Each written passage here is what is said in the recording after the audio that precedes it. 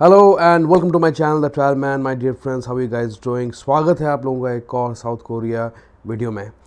अब जैसे कि आपको पता है, जो लास्ट वीडियो मैंने डाली थी उस पर मैंने अपने गेस्ट बुलाए थे और पहले जैसे कि आपको स्टोरी उनकी बताई थी कि उनका वीज़ा रिजेक्ट होता जा रहा था बार बार।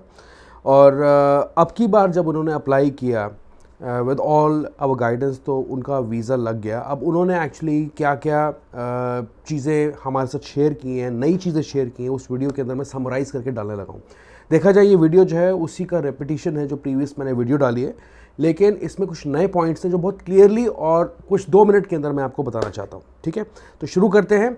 और यहाँ पे सबसे पहली चीज़ जिसकी ज़रूरत है आपको, that is application form that needs to be filled now online. ठीक है, तो अब क्या है कि पहले तो ये था कि आप प्रिंट आउट लेके मैनुअली हाथ से भरते थे पेन यूज़ करके, लेकिन अब जो है आपको एप्लीकेशन फॉर्म ऑनलाइन भरना होगा साउथ कोरिया के वीज़ा के केस में। इसका जो लिंक है फॉर्म का वो मैं आपको डिस्क्रिप्शन में देने जा रहा हूँ। ठीक है, दूसरी चीज़ ये है कि जैसे जनरली आप वीएफएस के थ्रू अपना वीज़ा अप्लाई करते हैं साउथ कोरिया का, तो अब क्या होगा आने वाले टाइम में कि हो चुका है इनफैक्ट कि वीएफएस ने एक्सप्रेस सर्विस को स्टॉप कर दिया, रोक दिया है। ठीक है, तो एक्सप्रेस सर्विस आप यूज़ नहीं कर पाएंगे, आपको नॉर्मल सर्विस ही यूज़ करनी पड़ेगी। अब यहाँ पे बेनिफिट और एक अच्छी खबर ये है कि अगर आप नॉर्मल वीज़ा सर्विस यूज़ करते हैं, अगर आप नॉर्मल वीज़ा सर्विस यूज़ करते हैं वीएफएस की, तो पहले क्या था कि 15 दिन का टाइम पीरियड ये लेते थे वीज़ा को इशू करने में। मतलब अगर आपका वीज़ा अप्रूव होके आना है तो 15 दिन लगते थे, लेकिन अब जो है वो 15 दिन से घटा के 10 दिन का कर दिया टाइम पीरियड।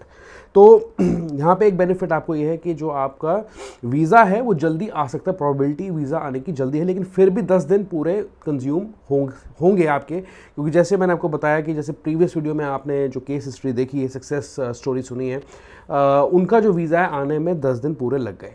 ठीक है, अब जो है एक और इम्पॉर्टेंट चीज़ जो कि आपकी एप्लीकेशन काफ़ी स्ट्रॉन्ग बनाती है, और मैंने जितनी भी साउथ कोरिया की वीडियोस की हैं प्रीवियसली, सीरीज़ जितनी भी चलाई, उसमें मैंने बार बार एक ही चीज़ को इंसिस्ट किया है कि आप कवर लेटर ज़रूर लगाएं। तो जो गेस्ट हमें लास्ट वीक मिले थे जिनका वीज़ा लगा है, उन्होंने भी इस चीज़ को माना है कि कवर लेटर बहुत ज़्यादा इफ़ेक्टिव होता है, बहुत इंपॉर्टेंट होता है। तो कवर लेटर जो है आपने एक बनाना है। उस कवर लेटर में होता क्या है आपकी कि आप छुट्टी के लिए जा रहे हैं, इतने से इतने दिन के लिए जा रहे हैं, ये आपका डेजिग्नेशन है। ये आप फाइनेंशियल जो अपना साथ जो अरेंजमेंट है वो लेके जा रहे हैं, फाइनेंशियली इतना पैसा आप लेके जा रहे हैं।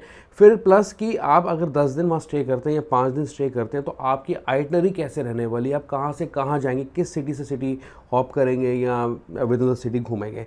तो थोड़ा सा एक जो है फॉर्मेट में आपको ये चीज़ डालनी होती है, और उसका जो फॉर्मेट का लिंक है वो आप मेरी साइट से ले सकते हैं। मैंने पहले भी बहुत बार बोला है अपनी वीडियोस में।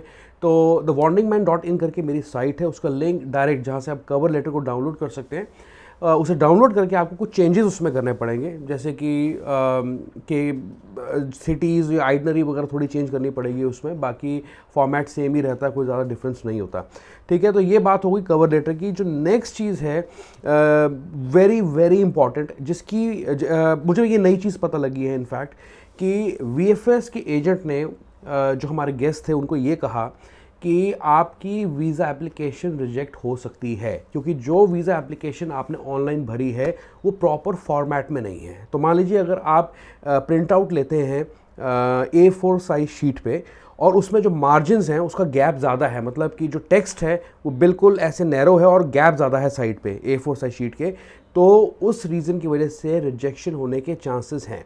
तो उनके केस में क्या हुआ कि जब उन्होंने प्रिंट आउट लिया तो एक पेज पे तो फॉर्मेट पूरा आ गया, मार्जिन बिल्कुल ठीक थे, लेकिन जो दूसरा पेज था, सेकंड पेज था, उसमें मार्जिन ज़्यादा थे, नैरो हो गई थी जो टेक्स्ट की बॉडी है, जिसकी वजह से वीज़ा रिजेक्शन के चांसेस यहाँ पे बन सकते हैं। एम्बेसी ऐसे केसेस को रिजेक्ट कर देती है।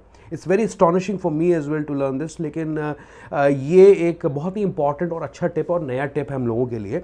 तो आप जब भी प्रिंट आउट लें अपना वीज़ा एप्लीकेशन फॉर्म का जो आपने ऑनलाइन फिल किया है, तो उसको फिट टू पेज कर लें। जब आप प्रिंट आउट लेने लगे तो उस पर एक ऑप्शन आता है फिट टू पेज, उसका आपने प्रिंट आउट लेना है फिट टू पेज पे क्लिक करने के बाद। ठीक है, या आप सेव एज पीडीएफ कर लीजिए, सेव एज पीडीएफ करके उसका प्रिंट आउट लीजिए, लेकिन जो मार्जिन है साइड पे वो ज़्यादा नहीं होने चाहिए, वो कम होने चाहिए, प्रॉपर लगने चाहिए। ठीक है, दोनों पेज बराबर लगने चाहिए। अब ये तो बात रही वीज़ा एप्लीकेशन फॉर्म के रिलेटेड, एंड देन अगर आप बिजनेसमैन हैं तो आपकी केस के अंदर जो आपका करंट अकाउंट की स्टेटमेंट है, जो भी जिसमें आपकी रेगुलर इनकम आती है, वो आप दिखा सकते हैं। बिजनेस रजिस्ट्रेशन सर्टिफिकेट आपके पास होगा, या जीएसटी जो आप फाइल करते हैं उसका भी आपके पास प्रूफ होगा, तो वो दिखा सकते हैं। लेकिन अगर मैं बात करूँ सैलरीड एम्प्लॉयज़ की, अब ये सैलरीड एम्प्लॉय थे, तो इनसे क्या हुआ कि इन्होंने सिर्फ एक्सपीरियंस लेटर लगा के अपनी एप्लीकेशन सबमिट कर दी, और जो एचआर का अप्रूवल लेटर होता है, मतलब छुट्टियां आपकी अप्रूव हुई है कंपनी से, आपको जो एनओसी लेटर मिलता है, वो इन्होंने नहीं लगाया।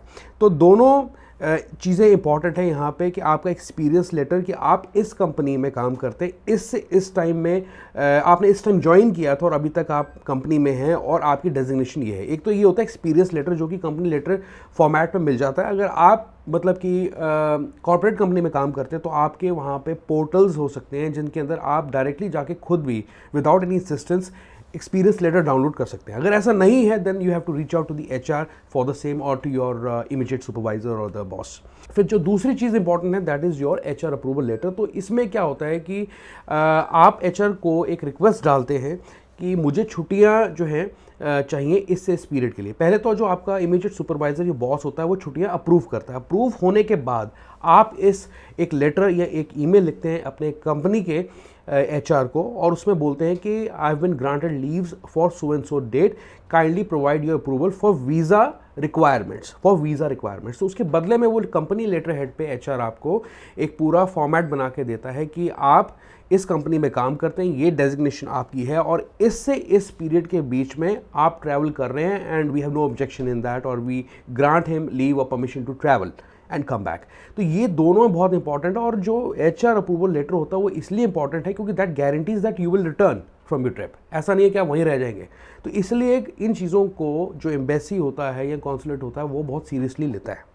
ओके, तो गाइज ये थे कुछ तमाम पॉइंट्स जो कि मैं प्रीवियस वीडियो से निकाल के समराइज़ करके इस वीडियो को दोबारा बना रहा हूँ ताकि आपको चीज़ समझ में आ जाए। कोई सवाल जवाब हो अभी भी आपके पास कमेंट सेक्शन है, आप मुझसे पूछ सकते हैं। I try to answer in a best possible manner. और जाने से पहले इस वीडियो को ज़रूर शेयर करें, बिकॉज ये इसमें नए इंपॉर्टेंट पॉइंट्स और टिप्स हैं हमारे, नए अपडेट्स हैं, तो प्लीज़ ज़रूर शेयर करें सबके साथ। इस चैनल को सब्सक्राइब ज़रूर करें फॉर माई मोटिवेशन, और वीडियो को भी लाइक करते हुए ज़रूर जाएँ। And I see you once again, goodbye and take care.